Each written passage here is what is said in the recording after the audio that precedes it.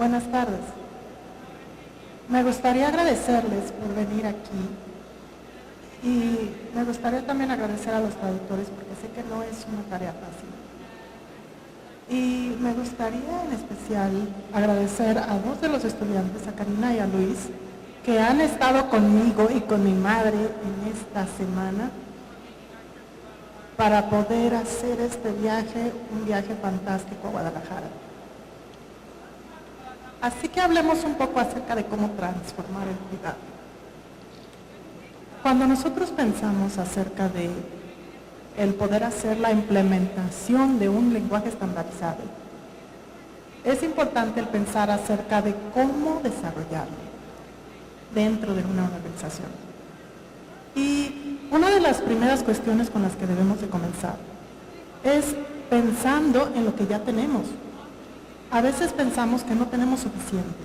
Y a medida que he trabajado con las organizaciones, trato de que ellos se den cuenta de lo que ya tienen en existencia. ¿Ya tienen algún tipo de evaluación estandarizado?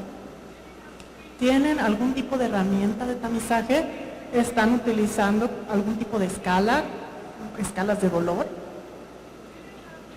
¿Tienen algún tipo de unión ya establecido para poder hacer una evaluación a conciencia? Una de las cuestiones que a veces se nos olvidan es que todos los pacientes no necesitan el mismo nivel de evaluación.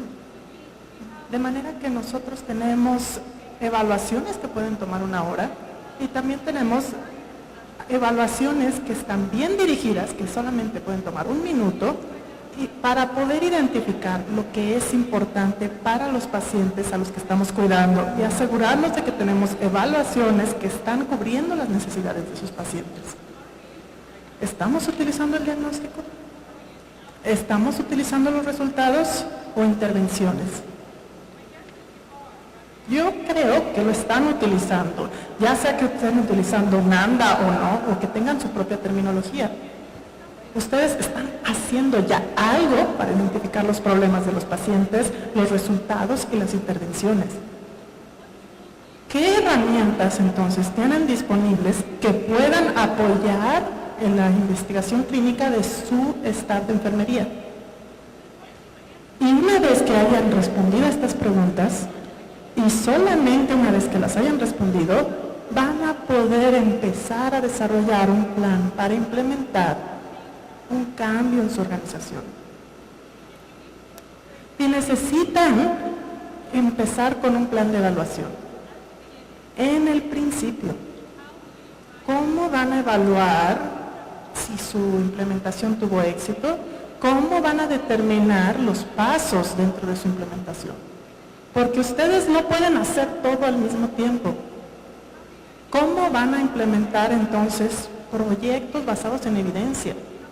¿Cómo se van a asegurar de que están incluyendo a la seguridad de los pacientes e indicadores de esta seguridad?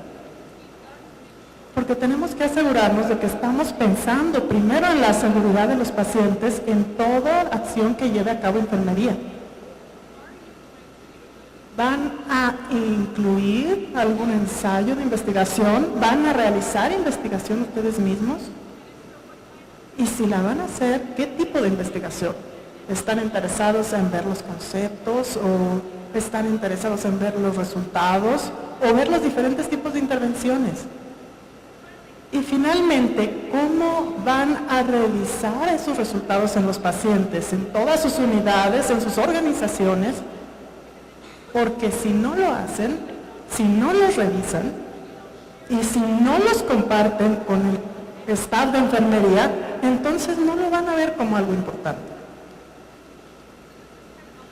Así que este es una especie de modelo que trata de enfocarse en cómo pueden lidiar con esta implementación. En el nivel más bajo, ustedes deben de considerar esas prácticas basadas en evidencia. Este es el núcleo de toda la práctica de enfermería.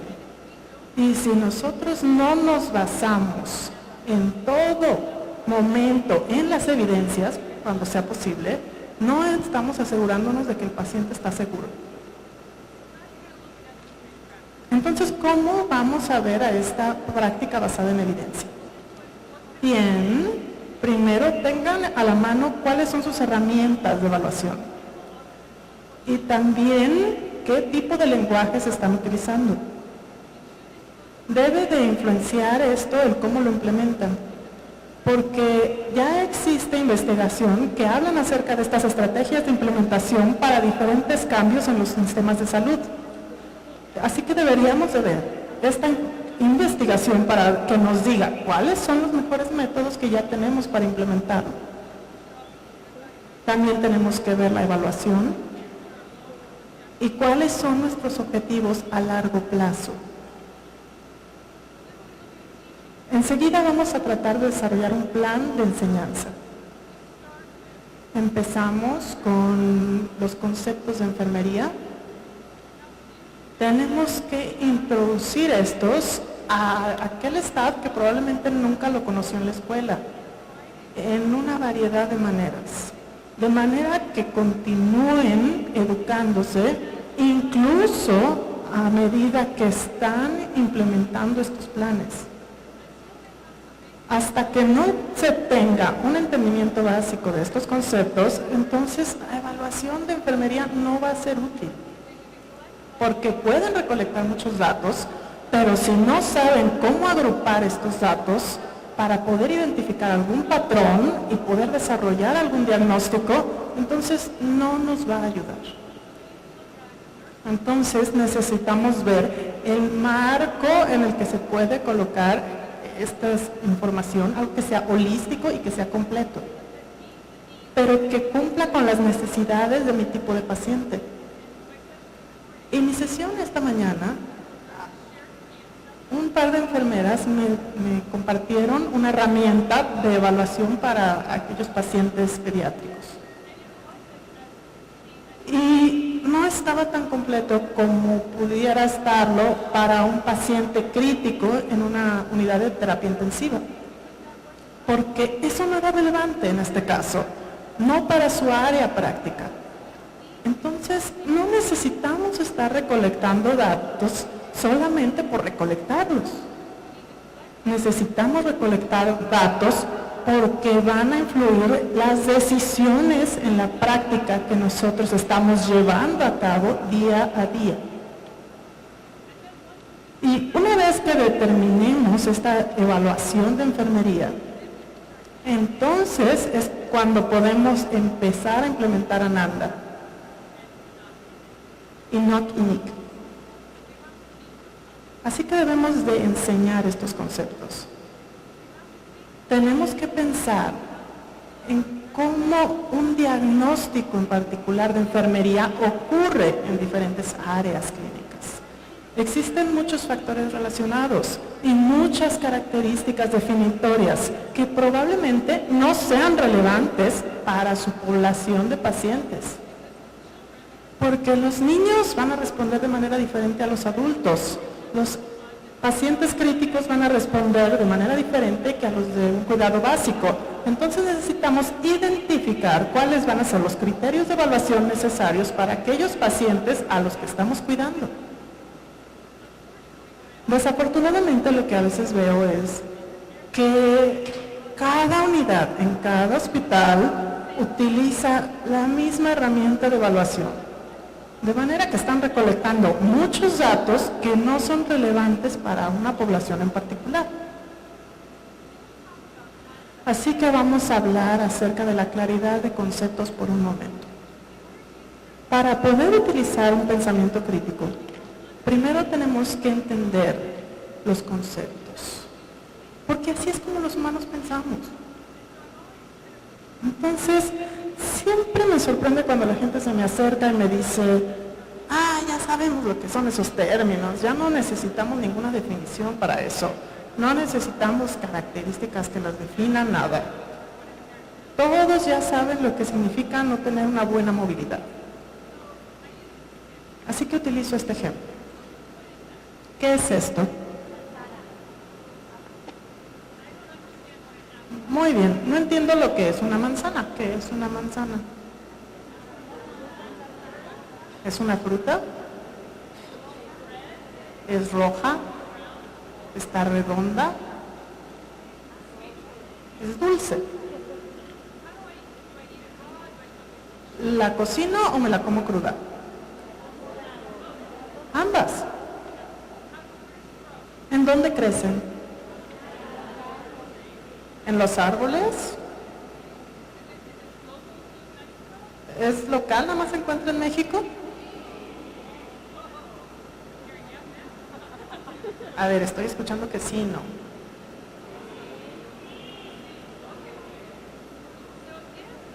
Así que si yo no sabía lo que era una manzana, pero yo veo una, lo que ustedes acaban de hacer es definir el concepto. Y me dieron algunas características que lo definen. Me dijeron cómo crece, que es dulce, que la puedo comer, ya sea cruda o caliente. Así que empiezo a hacerme una imagen de este concepto de manzana. Ahora ya sé que cuando la veo, ya sé lo que es una manzana. ¿Sí? ¿Y qué es eso?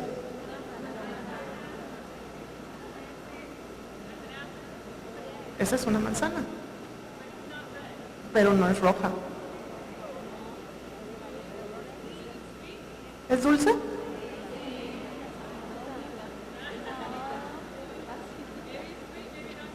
Probablemente no sea dulce.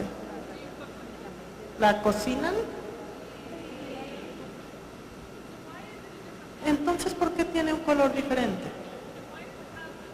¿Y por qué tiene un sabor diferente? Pero aún así la llaman manzana. Porque ahora ya me confundí. Porque yo tenía este concepto de una manzana roja y dulce, y ahora me están diciendo que esta cosa que está verde también es una manzana. ¿Y qué es esto? Entonces, ya vemos que lo que se veía fácil no es tan fácil.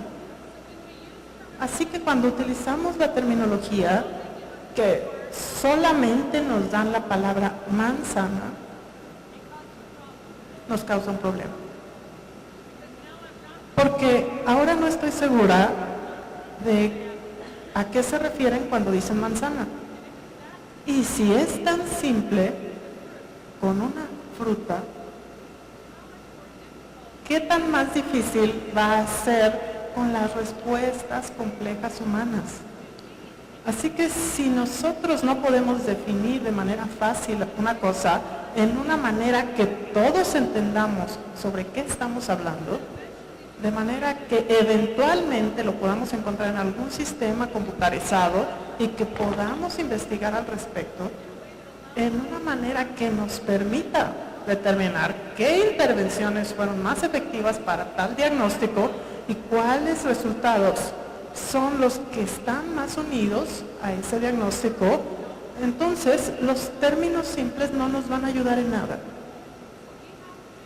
Así que tenemos que asegurarnos de que nuestras enfermeras y enfermeros entiendan que no se trata de escoger un nombre de una lista, sino de hacer una evaluación que nos lleve a un diagnóstico que esté bien definido.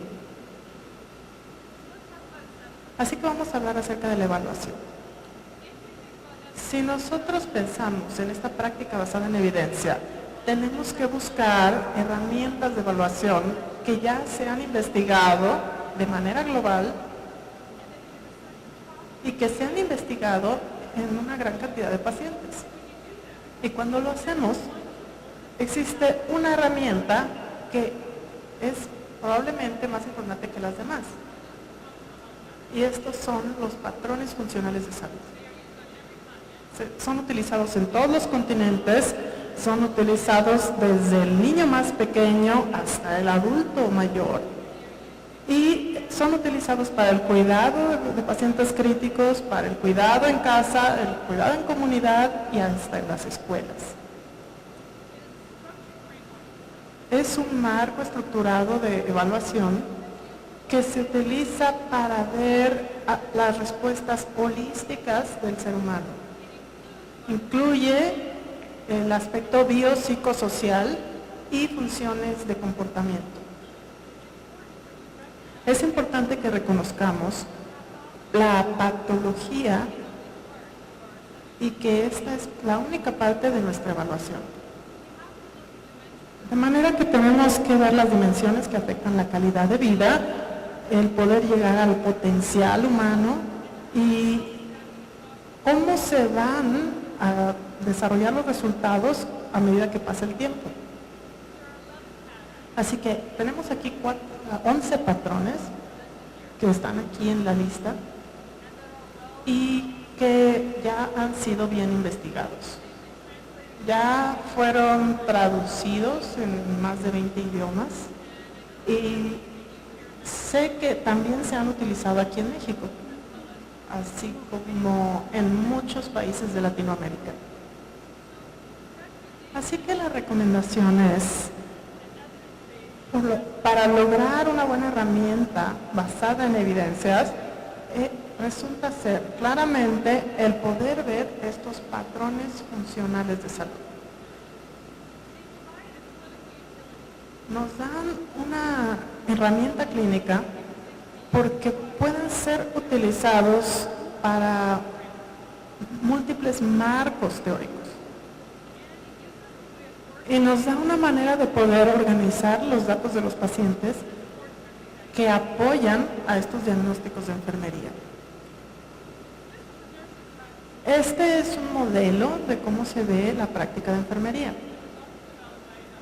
Y fue también desarrollado por el doctor Kamatsuro en Japón. Y desarrolló esto para poder ayudarnos a ver cuáles son las bases de las intervenciones de enfermería. Y para poder reconocer que existen en realidad 3 niveles o 3 diferentes bases de acción para las enfermeras y enfermeros.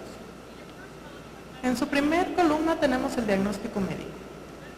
El diagnóstico médico se basa en lo que es el estándar de la práctica médica y por lo general guían a las intervenciones de enfermería. Generalmente en 3 categorías amplias. Primero, dirigen lo que son los tratamientos, de manera que estamos dando cierto tipo de medicamento o algún tipo de tratamiento bajo la orden de un médico. Segundo, dirigen la vigilancia.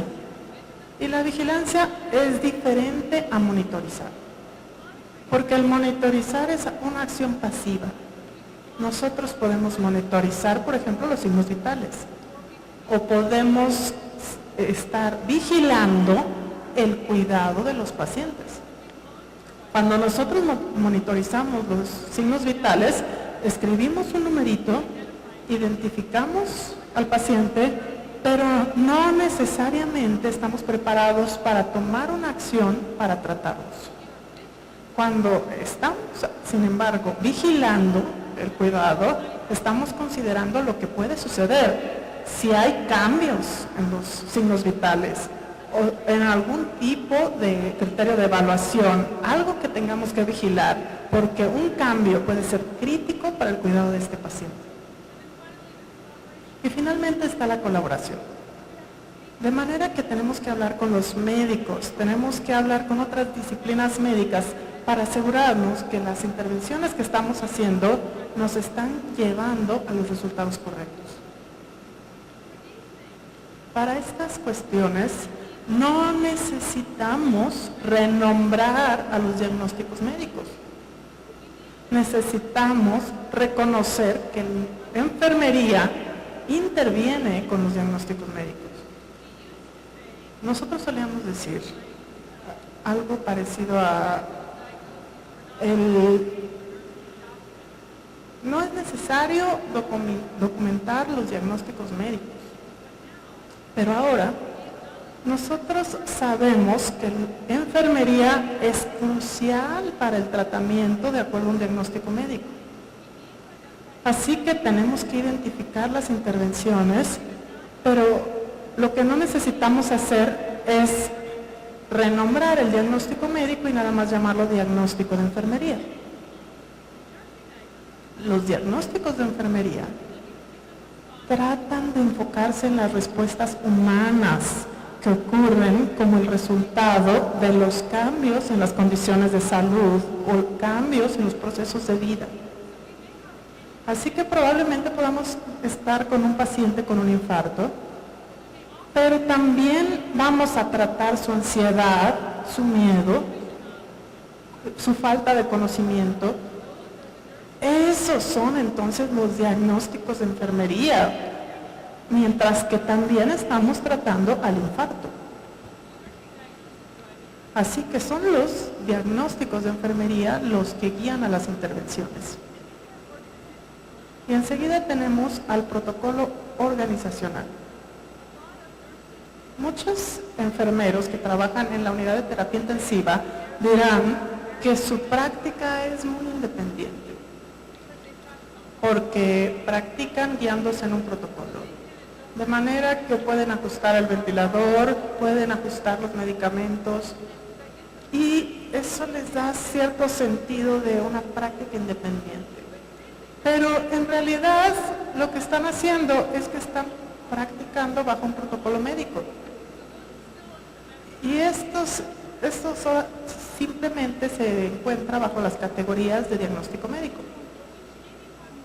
Pero cuando hablamos acerca de los protocolos de las organizaciones, ahora estamos hablando de cuestiones como el cuidado básico. Así que, por ejemplo, el año pasado nosotros tuvimos a una enfermera que nos dio un diagnóstico que trataba de basarse en cómo lidiar con las necesidades básicas de un paciente. Y lo que ella intentó es crear un término en el cual pudiera localizar a las intervenciones, como por ejemplo el cambiar la ropa de la cama o el checar cuáles son los signos vitales, la higiene normal. No necesitamos un diagnóstico de enfermería para hacer estas cuestiones tampoco, porque estas son cosas que nosotros hacemos debido al entorno en el que practicamos.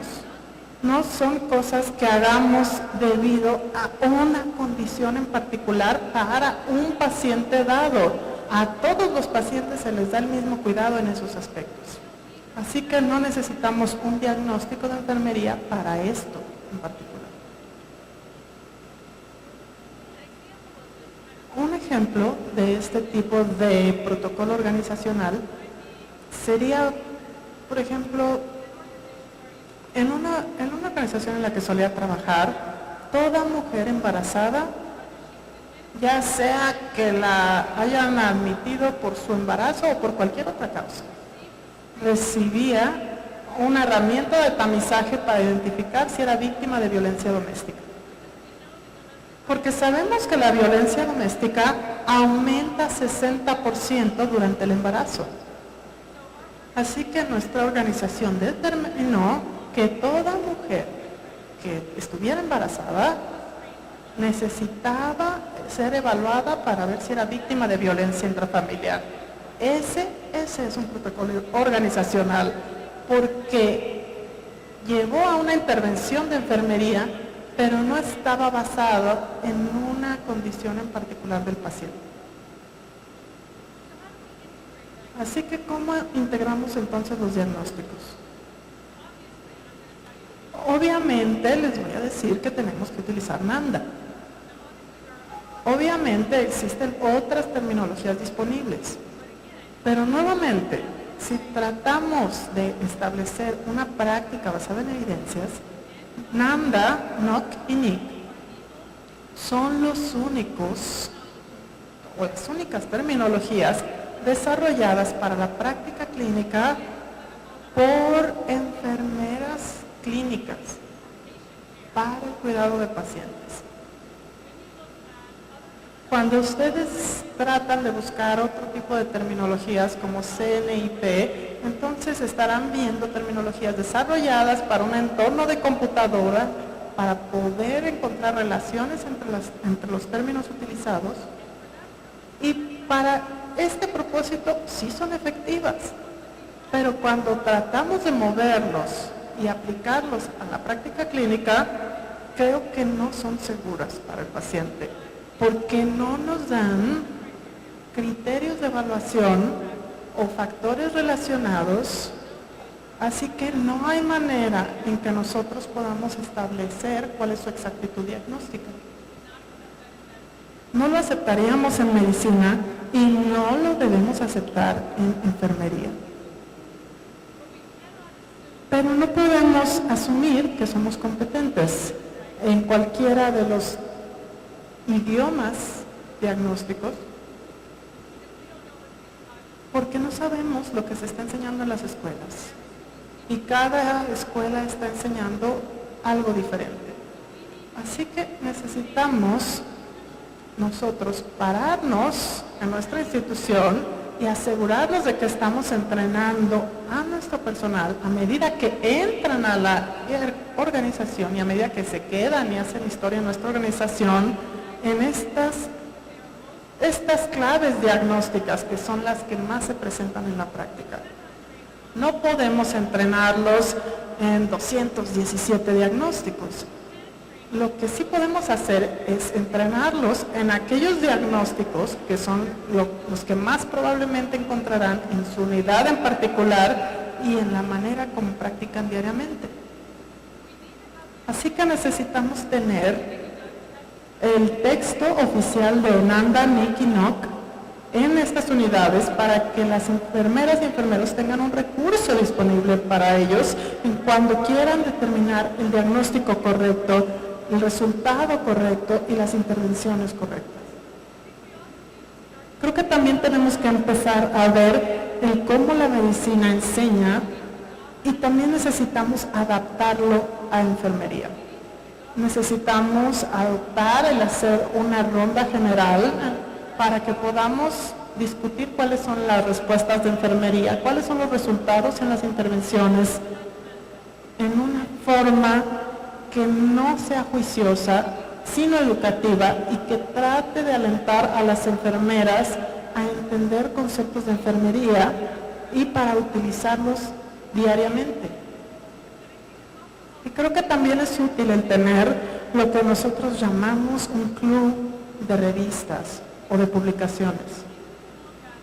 Porque si podemos revisar qué es lo que está disponible en las investigaciones alrededor del mundo sobre diferentes conceptos o sobre ciertas intervenciones, entonces podemos informar a nuestra práctica y lo podemos hacer de manera grupal en una manera más fácil de lo que sería hacerlo individualmente. Leí un estudio el año pasado que decía que para un individuo, para que se mantuviera actualizado en su propia área de práctica, sería requerido que leyera 19 artículos de investigación por día y diariamente durante todo el año. Ahora, a mí me gusta la investigación, pero no voy a leer 19 artículos al día. Pero si nosotros pudiéramos unirnos como grupo y pudiéramos identificar las áreas de interés, y los individuos pudieran compartir lo que leyeron de la investigación y lo pudiéramos discutir como grupo, entonces podemos determinar qué tipo de cambios puede haber en la práctica, si podemos adoptar diferentes intervenciones o si tenemos que pensar en otros conceptos en nuestras áreas de práctica. Este es un ejemplo de algunos conceptos abstractos que enfermería probablemente identifique a medida que están con un paciente. Existen millones de abstracts disponibles y diferentes niveles de complejidad. Así que nosotros tratamos de recopilar datos como, por ejemplo, cuál es el color de la piel, la temperatura de la piel, en qué condición se encuentra la piel, el pulso, las respiraciones, temperatura. Y tratamos de recolectar todos estos datos y enseguida tenemos que desarrollar algún tipo de conclusión a partir de estos datos. Este este tipo de inferencia o conclusión es un alto nivel de abstracción y es una manera en que el cerebro humano trata de encontrar un sentido a toda esta información. Porque nosotros tenemos que decir, esta es una silla. Porque es más sencillo decir esto que decir, esto es un objeto en lo que me siento, que tiene 4 patas, que tiene un respaldo. Entonces nunca lograríamos tener una conversación si habláramos de esta manera. Necesitamos tener un nivel de abstracción que nos permite hacer o agrupar un grupo de datos en un solo término. El diagnóstico nos da ese nivel de abstracción. Entonces, ¿qué es el pensamiento crítico? Nosotros ya hemos escuchado mucho, por lo menos en Estados Unidos, acerca de lo que es el juicio crítico y el razonamiento crítico y el pensamiento crítico. Y esto es algo muy importante para la educación en enfermería. Y necesitamos cambiar la manera como enseñamos para poder alejarnos de lo que es la repetición, la memorización, la regurgitación como tal, y poder movernos hacia cómo hacer que el estudiante piense, porque la información está cambiando tan rápidamente y con 19 artículos diarios, nuevos patrones de práctica se están estableciendo en cada momento, así que tenemos que enseñar a las personas el cómo encontrar la información por sí mismos, en dónde van a buscar para encontrar la mejor información y cómo evaluar esa información para determinar si vale la pena cambiar su práctica conforme a esto o no. Y necesitamos dejar de enseñar a las personas a memorizar hechos que se les van a olvidar al momento que presentan el examen. Esta es una definición de lo que es el pensamiento crítico. La verdad es que habla acerca del proceso que nosotros utilizamos para realizar juicios, acerca de lo que nosotros creemos y acerca de lo que creemos que tenemos que hacer acerca de los síntomas que presenta el paciente. Nos pueden llevar al diagnóstico y tratamiento. Si ustedes piensan respecto a cómo poder agrupar todo esto, entonces una parte de este rompecabezas es el poder hacer una evaluación. Una pieza del rompecabezas es también el contexto. Entonces, ¿qué está sucediendo en la vida del paciente? ¿Qué está afectando su salud? Enseguida, tenemos que ir a nuestro conocimiento y a nuestras habilidades y qué es lo que tenemos disponible para ofrecerle al paciente. Y finalmente, necesitamos anticipar los efectos del tratamiento. Nosotros tenemos que ver la evidencia y necesitamos estar dispuestos a hablar con nuestros pacientes acerca no solamente de los buenos resultados, sino de los efectos adversos del tratamiento que podamos darle. Enseguida, necesitamos poner prioridades.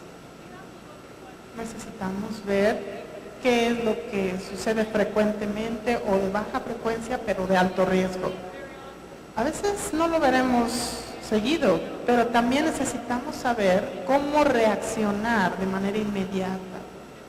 Y también necesitamos ver aquellas cosas que suceden mucho, que tienen una alta frecuencia y que por lo tanto necesitamos ser expertos en el tratamiento de estas enfermedades.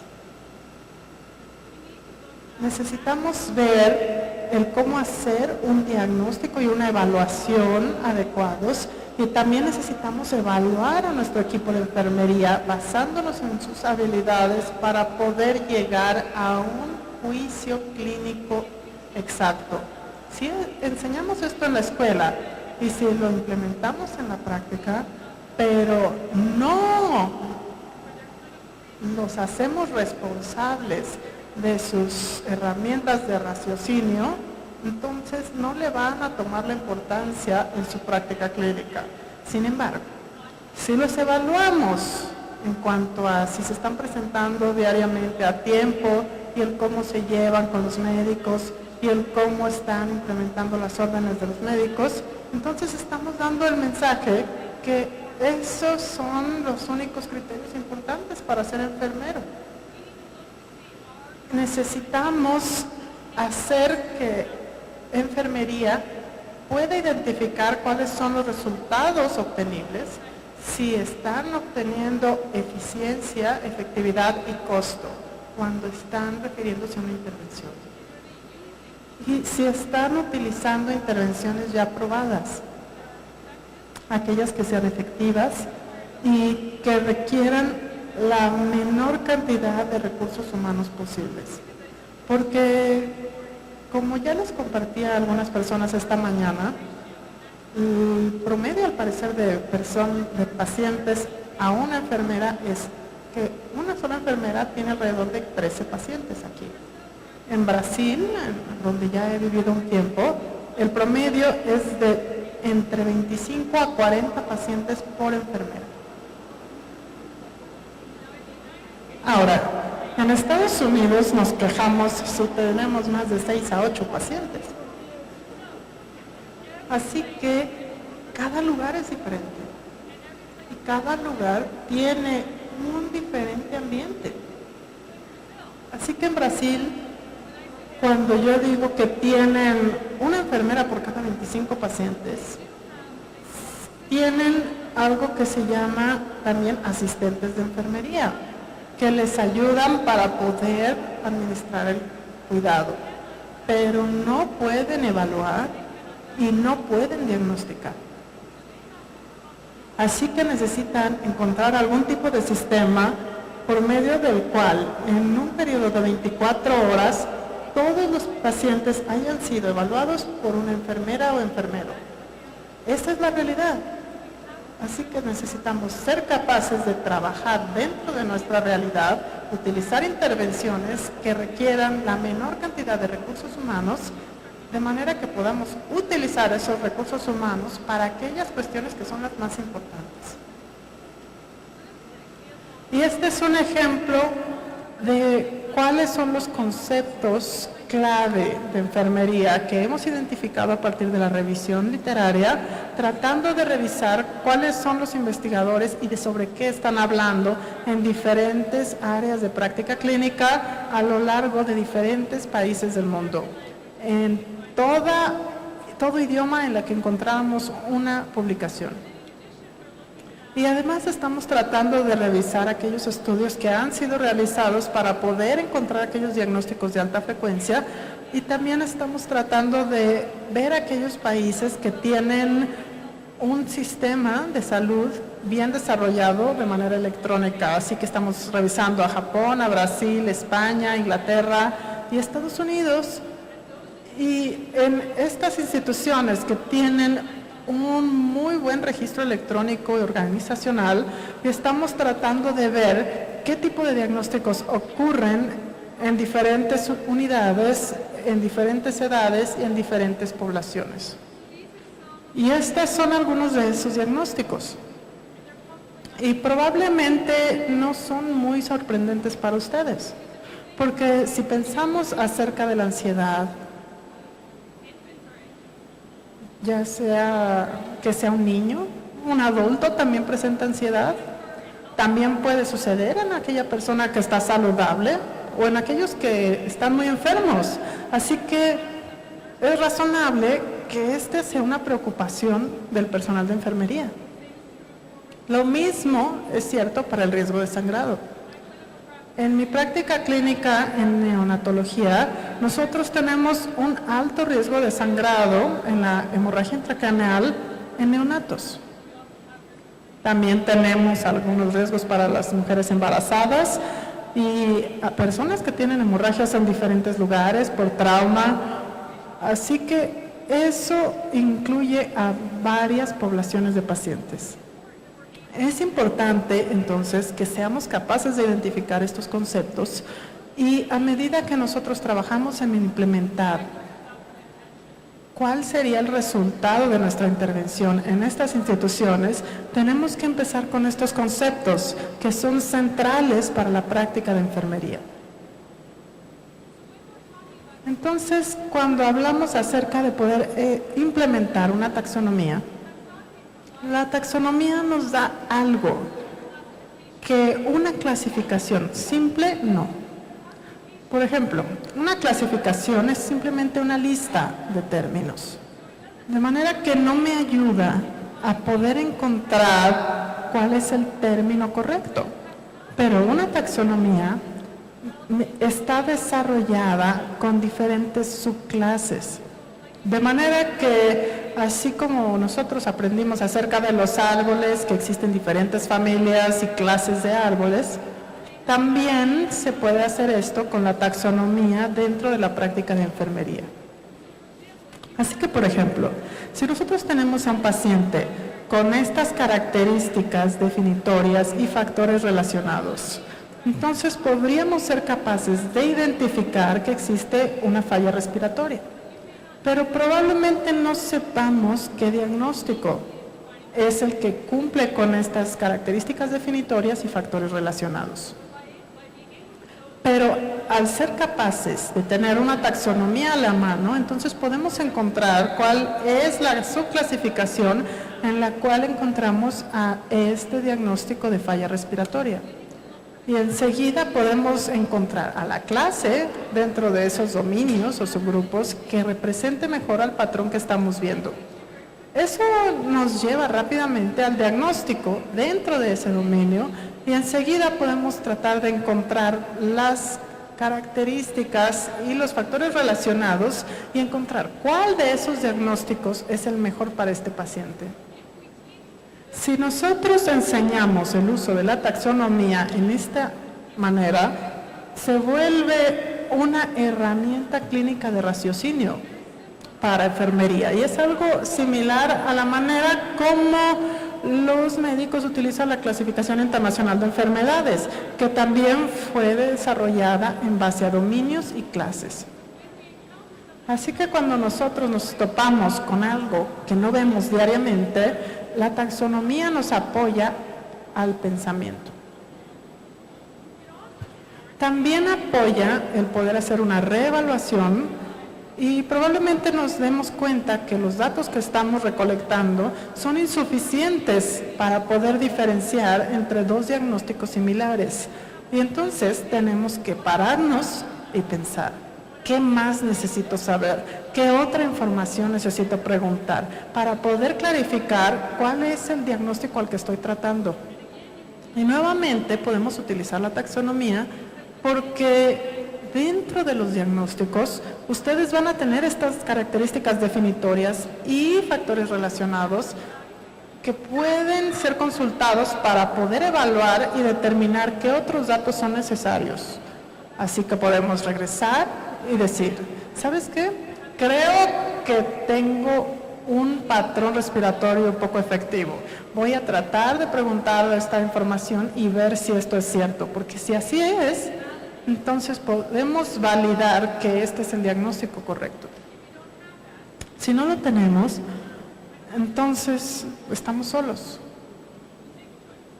Así que hay que elegir. Ustedes pueden elegir escribir muchas palabras. Yo recuerdo que cuando apenas comenzaba como enfermera, nosotros teníamos que escribir, el paciente parece estar dormido.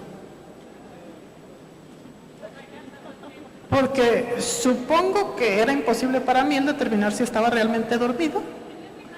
Y enseguida teníamos que dar toda la justificación por la cual pensábamos que el paciente estaba durmiendo. Y lo mismo es cierto con el dolor. Podemos invertir mucho tiempo en explicar, y aquí lo ven a la izquierda, lo que está sucediendo con este paciente. Si no lo tenemos, entonces estamos solos. Así que hay que elegir. Ustedes pueden elegir escribir muchas palabras. Yo recuerdo que cuando apenas comenzaba como enfermera, nosotros teníamos que escribir, el paciente parece estar dormido.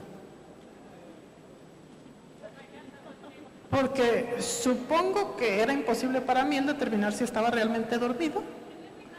Y enseguida teníamos que dar toda la justificación por la cual pensábamos que el paciente estaba durmiendo. Y lo mismo es cierto con el dolor.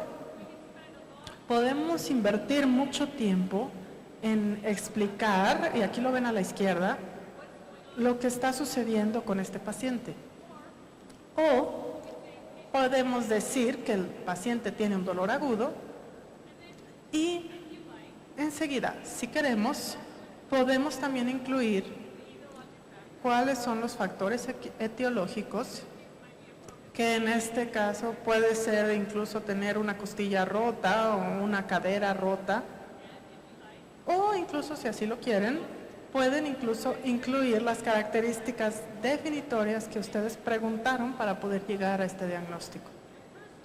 Ahora, personalmente, y solamente hablo en mi nombre, no creo que necesitemos repetir toda esta información, porque si ya fuimos a preguntar dentro de nuestra evaluación estos datos, entonces no necesito volver a escribirlos. Por medio de utilizar esto, por medio de formatos.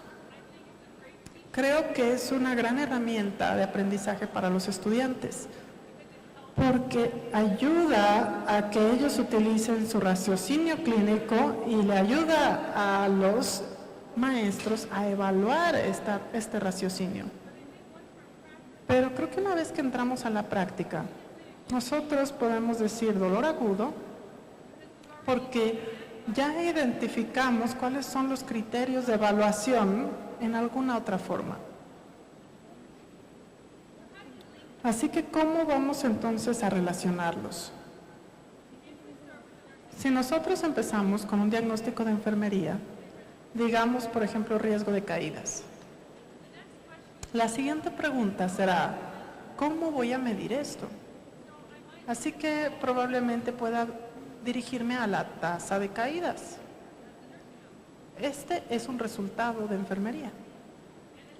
Y como intervención, yo probablemente pueda instituir un protocolo de prevención de caídas. Esto se desarrolló en mi institución basándose en investigaciones para poder prevenir la caída de los pacientes. Sin embargo, si nos paramos aquí, entonces nos estaremos equivocando. Porque como una persona involucrada con la calidad, yo quiero saber cuántos pacientes que identificamos como pacientes en riesgo de caída verdaderamente se cayeron.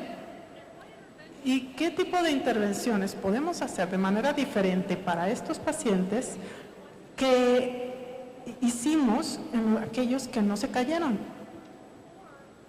¿O hubo algún paciente que se cayó que no fue identificado como paciente de riesgo para caída? Y si fue así, entonces se nos pasó algo en nuestra evaluación. Y si solamente encontramos la tendencia en la tasa de caídas, entonces se nos va a perder la oportunidad para identificar las áreas de mejoría potencial para el cuidado de enfermería. Si nosotros rastreamos basándonos en diagnósticos y en resultados y tratamos de revisar las intervenciones individuales, entonces con el tiempo seremos capaces de identificar las intervenciones que son mejores para poder prevenir estos efectos adversos. Y también nos pueda ayudar a identificar cuáles son estas brechas que tenemos todavía en nuestra evaluación. Y si realmente existe alguna brecha que no ha sido cubierta, entonces es una oportunidad para poder educar a nuestros enfermeros y enfermeras para poder mejorar su evaluación y el tamizaje de aquellos pacientes que están en riesgo de caerse. Y si solamente estamos anotando cuál es la tasa de caídas, entonces no estamos haciendo nada con esa información. Y en mi opinión, eso significa que no estamos dando el mejor nivel de calidad en los cuidados que la lengua nos da la habilidad de dar. Así que si nosotros revisamos algunos de estos resultados que se están rastreando en diferentes países o que se están recomendando para ser rastreados, para cada uno de estos casos existe una intervención de enfermería, existen diagnósticos de enfermería y también existen resultados de enfermería. Personal de asistencia que simplemente anota un numerito en el registro médico o en la computadora y que le dice a la enfermera o enfermero solamente si esa frecuencia o es muy alta o es muy baja. Y sin embargo, la investigación nos dice que un cambio en la frecuencia respiratoria de 10% para aquel paciente desde que fue admitido es un indicador de un evento potencialmente adverso. Entonces, ¿cómo lo vamos a rastrear? En estos momentos nosotros sabemos cuántos eventos de falla de rescate tenemos en nuestros hospitales. En Estados Unidos nosotros requerimos el rastrearlos. Lo que no sabemos es, porque aún no encontramos la relación entre las intervenciones y el diagnóstico, es cuáles son los criterios de evaluación que se nos están pasando, qué intervenciones son las que no estamos dando y qué podemos hacer por estos pacientes que sí presentan un evento.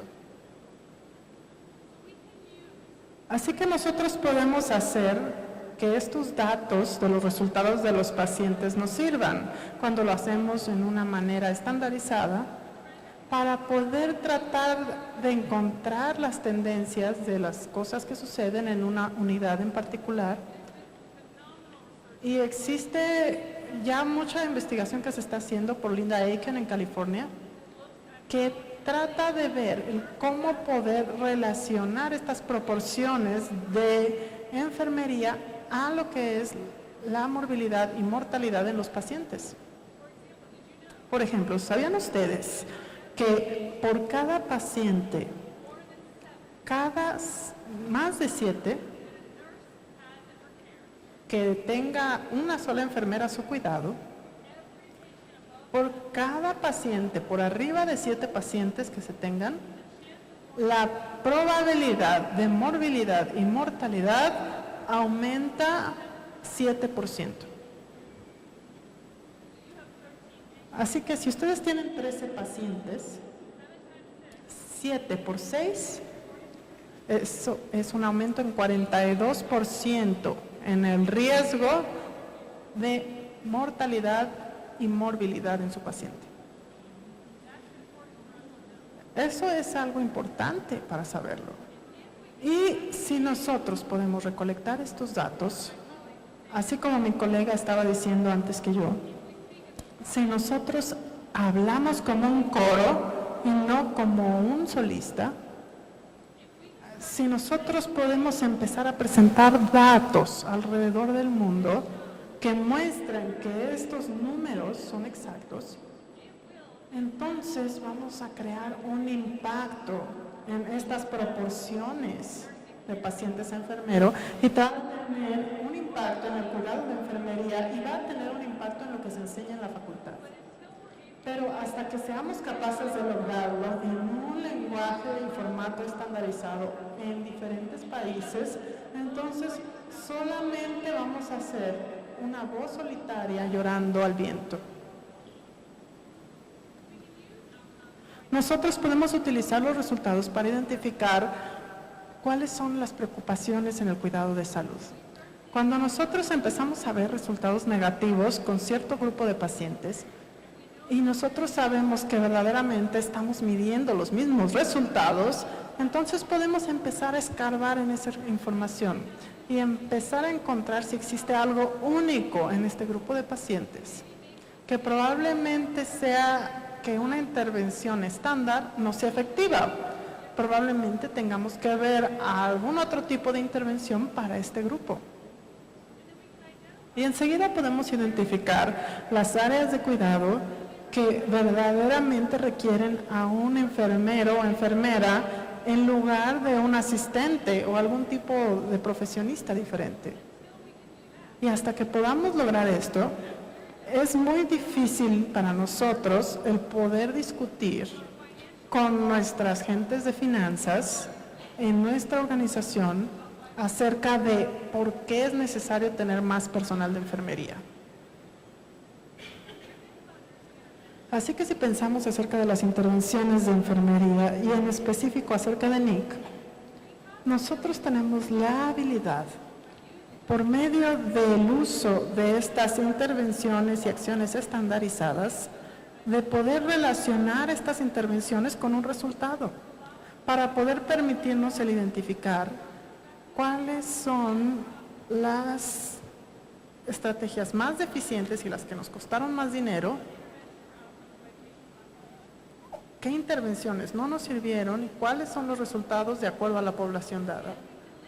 Y si podemos relacionar estas intervenciones a los diagnósticos de enfermería o los diagnósticos médicos, basándonos en los requerimientos del cuidado de los pacientes, en una manera que se pueda identificar el impacto que verdaderamente tiene enfermería sobre el resultado que tenga el paciente. Y todos nos estamos ahora adentrando a los formatos electrónicos de historia clínica. No les puedo decir cuán difícil es el tratar de recopilar información de un sistema computarizado cuando los términos no están estandarizados, porque no sabemos lo que signifique. Así que en lugar de permitir cualquier tipo de texto, entonces necesitamos insistir que nuestra solución tecnológica nos permita tener términos también estandarizados. Aquellas intervenciones de enfermería están basadas en estas tres áreas que ya mostré por Kamutsuru y deben nuevamente enfocarse en ideología. Enseguida, enfocarse en poder mejorar los signos o síntomas y en la aceptación del diagnóstico. Así que déjenme terminar con una pregunta. ¿Qué estamos esperando? Si vamos a hacer una profesión, y creo que todos somos eso, una profesión, que sea aceptada como una profesión por otras personas y o cuyas contribuciones sean medibles, entonces necesitamos utilizar esas terminologías que ya están basadas en evidencia en el aspecto clínico.